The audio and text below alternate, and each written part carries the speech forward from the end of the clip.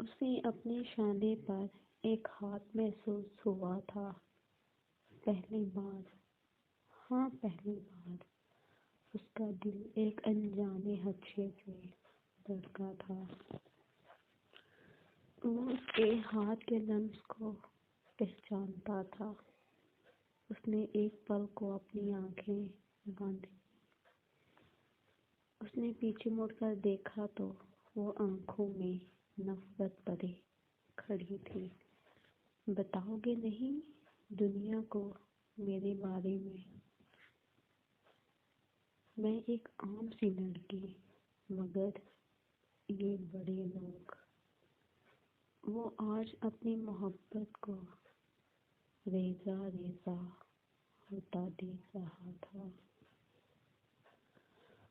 ये शख्स मुझे अपने साथ बांधे हुए है। तलाक दो मुझे अभी इसी वक्त।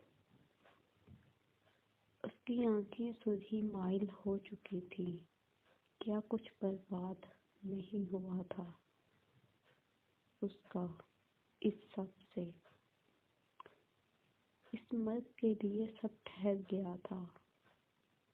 मोहब्बत उसका इम्तिहान-नामा लिए खड़ी थी और दिल था कि एक जिद्दी बच्चे की तरह आंखें बंद किए खड़ा था।